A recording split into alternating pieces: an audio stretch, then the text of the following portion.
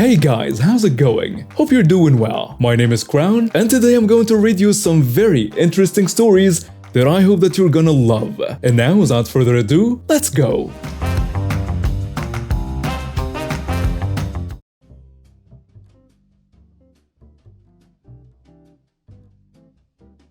So this just happened, but it's been about 5 days since it started. A few days ago, we saw the neighbor try and run a dog over in his car from our bedroom window. I thought, what the hell, and went on with life. Day later, we see him grab his adult pit bull by his neck and drag him inside while kicking a baby puppy blue heeler off his Porsche. So the other day, me and my wife were out back smoking while our 3 boys played in the front yard. Randomly, this guy from across our field and the street comes out of his house kicking his pit bull out the door, yelling. Then comes a puppy getting kicked out of the house. Well, all the yelling caused me and the wife to look up from our phones over across the way. Well, that pissed him off cause then he started yelling at us that he was going to come over and knock my head in. Whatever. Everyone in Texas has a gun on the other side of every door in their house that doesn't have kids. Mine's safely locked away. But thumbprint fast, try and knock my head in. So he went back inside and we smoked another cigarette just because. When the wife was done, she went back inside. I finished mine, got up, opened my door, and stood there looking at his house from across my field for about a minute. That pissed him off cause out of the house, he comes flying down the porch into the edge of his yard, yelling about how he was going to kill me and this and that. Never left his yard though. I stood there watching with a big grin to myself. He must have gotten bored cause he went back to his tormented shell of a life and disappeared back inside. So today I went to work and got a message that this crazy jerk tried to run over the puppy when he got home. Well, we give our leftover scraps to the stray dogs during the colder days and months to help and not waste. Cue the revenge. The puppy's been smelling the food out of there and coming to help himself. Since I worked a half day today, as it's like 25 degrees, I came home and saw the puppy waltzing across the field to look for food. So instead of going in through my back door, I walked the house and called for the puppy over my shoulder as I went to the front door. Slowly he followed. I was around my house calling for the puppy quietly to come here, and he followed me. He didn't let me pet him at first. He was scared. But when he did let me touch him, he was all wet and almost frozen. Now he's got a loving home with 3 boys to love him, and his Nate is Nippler. My wife just named him. So I work a nighttime security/welfare job in a college dorm village. When we're out on patrol, we wear a very obvious uniform. High visibility jacket, chest mounted radio ID badge, and the works. We even occasionally get mistaken for the police. There is one main road access for the entire village, and all the nightclubs in town shut at a particular time. So we hang around the area where the taxis build up to make sure people make their way home okay. And also deal with the sort of situations that arise with the students when they are unable to pay for their taxis, they have lost something in town, or they are too drunk to make their way back to their room, and that kind of thing. Well, I was standing out there one night and in the corner of my eye I noticed someone walking in.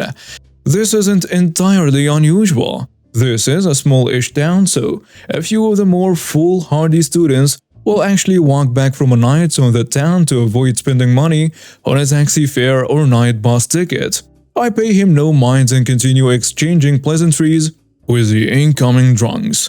A while later I notice him coming back from somewhere deeper in the village and he approaches me. Let's call him Double D for reasons that will become obvious. Double D says, "Hey man, what's going on?" "Hey, not much. It's quieting down. How about yourself?" "Cool man. Hey, you want some Mandy?" Now this guy's a bit drunk or high, or speaking sloppily, so I wasn't sure I understood correctly. "Come again?" "Mandy. Ecstasy. MDMA. I'm selling. You want some?" Trust me, it's good. And also it's cheap."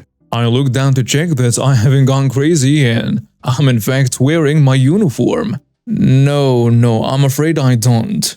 Really? The heck are you doing standing out here like a creep then? Belle. I work here. Yeah, sure. I point to my radio in my ID badge. Oh, heck, dude. I'm sorry. Yeah, the high-vis wasn't a giveaway. Oh, I thought it was just neon. Crap, are you going to arrest me now? I mean, I can't arrest people, but technically, I need to call the folks who can.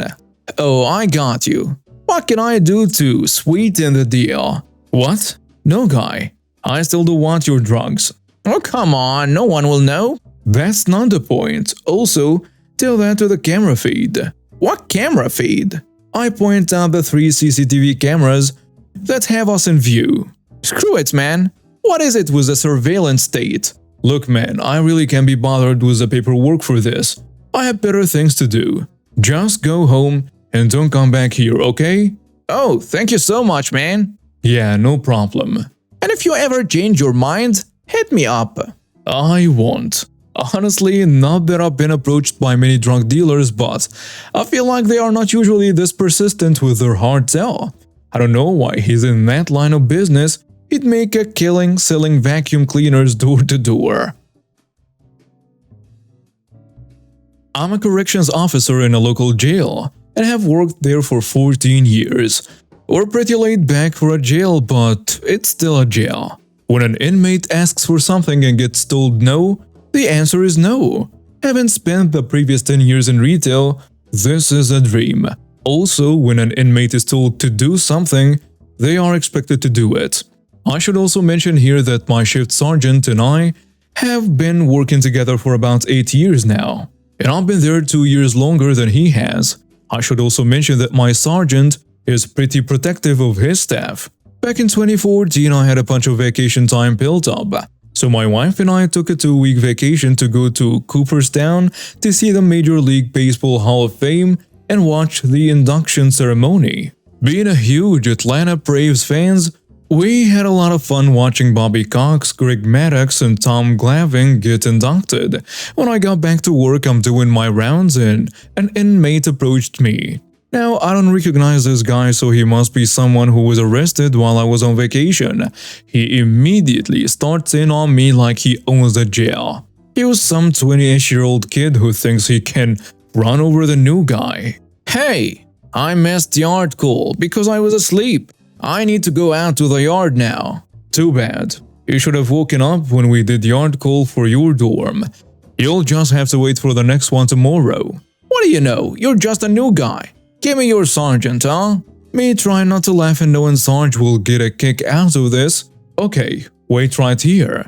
I point to the spot he's standing in, expecting him to be there, or at least close by when I get back. I finish my rounds and call Sarge on the radio. Hey Sarge, I got an inmate down here that says he needs to talk to you. Well, what does he want? Me trying to keep from laughing. He thinks I'm the new guy and can run over me because of it.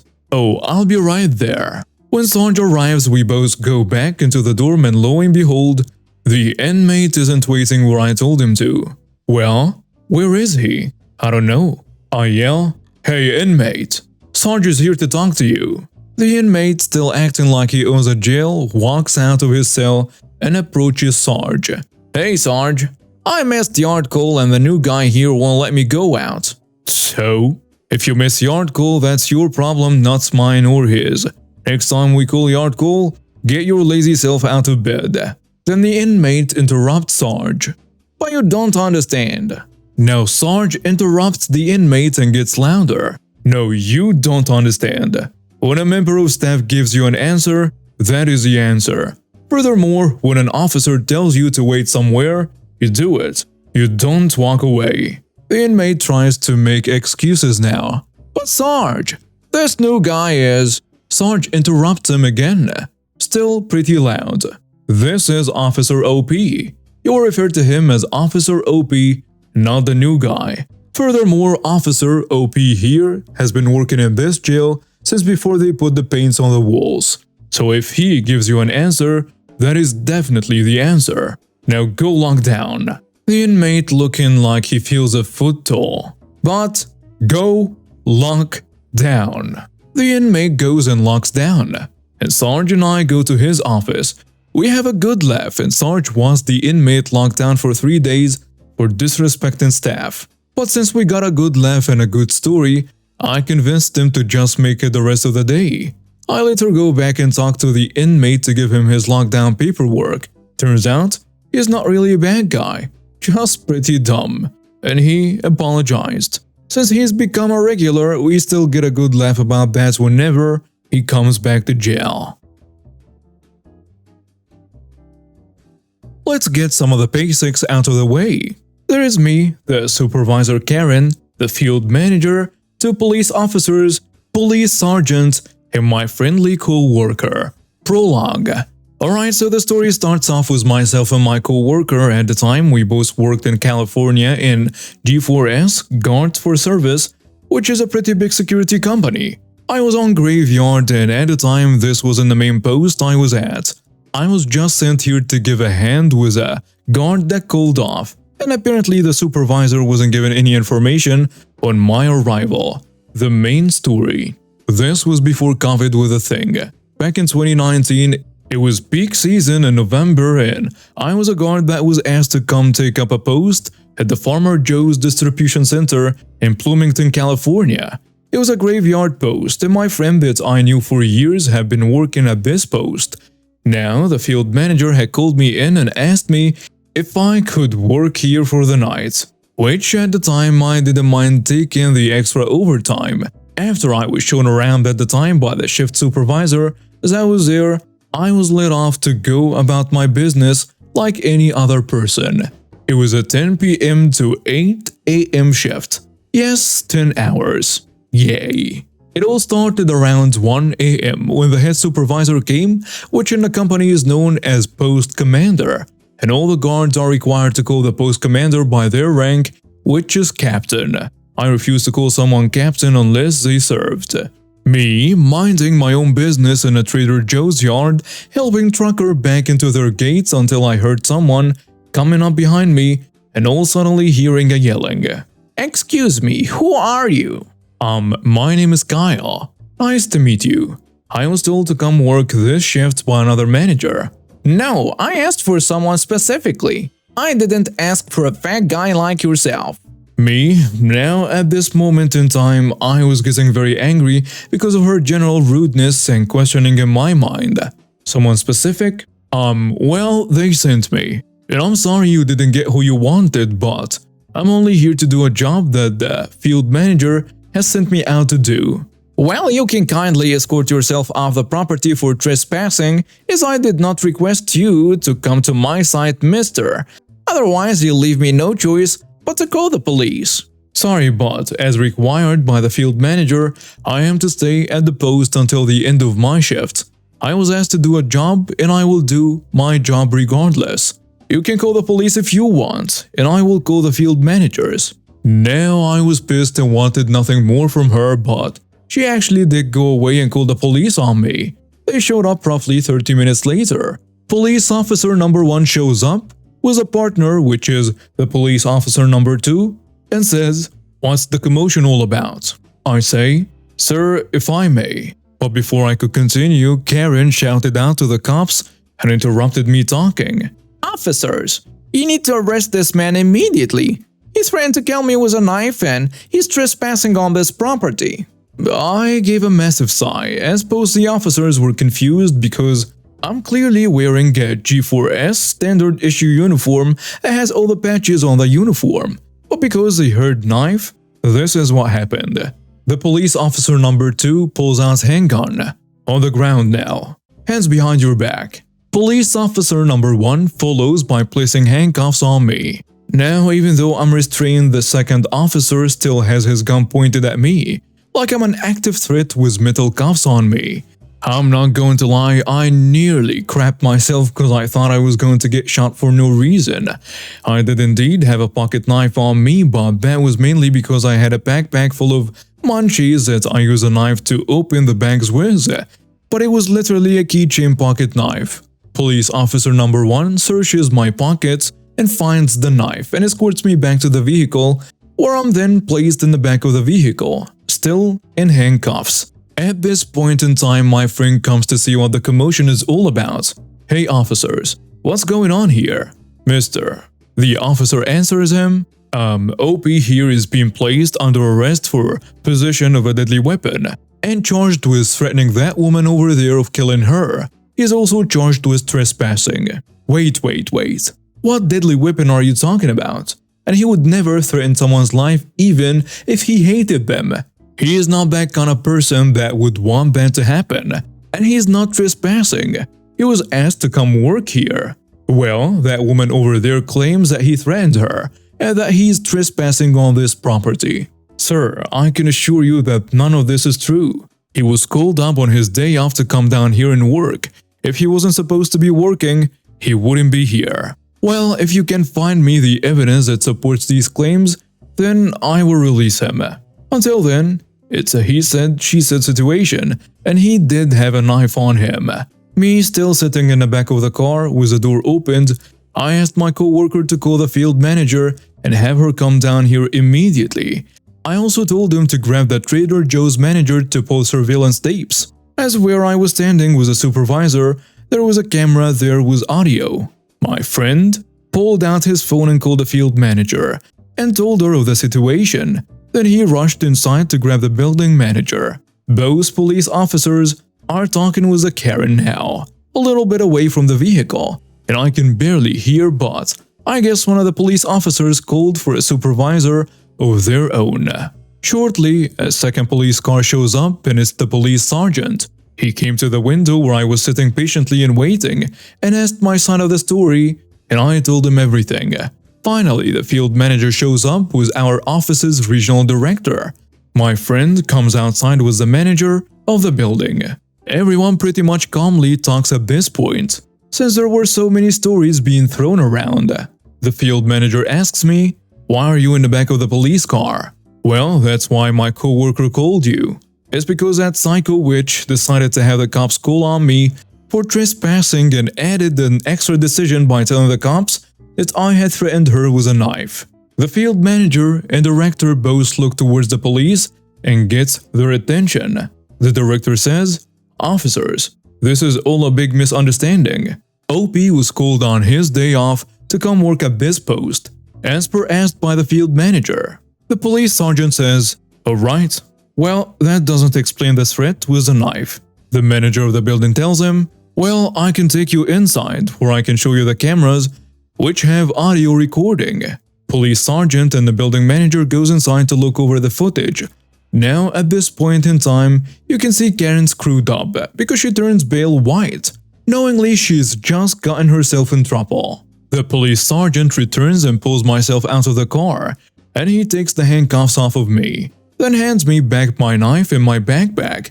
"Alright, I reviewed the footage and there are no hostile threats from you. All charges are going to be dropped and you are free to go. Thank you, officer. I appreciate your assistance with this matter." The police sergeant walks over to Karen and places handcuffs on her. "Karen, you are under arrest for lying to law enforcement, filing a false police report, and calling for false emergency." After the whole situation went down, the stupid Karen was arrested that night. I didn't ever see her again. I went to a meeting with my manager, the field manager, and a director. They told me the situation had been handled and offered me the post commander position. I asked what happened to Karen even though I really didn't care. They told me she was released the next day and completely fired and banned from ever applying with G4S. I then turned down the request for post commander as a drive alone would kill my gas. 2 weeks later I left G4S, got a better paying post in Allied Universal, and the drive was like 3 times closer than my last post. Plus I've decided it was time I went back to college, and I'm now working on my bachelor's degree in aerospace engineering. The lesson to be learned here: never take it over the edge until you've gotten the information and the facts first. And now we have reached the end of today's stories. Thank you for watching and see you next time.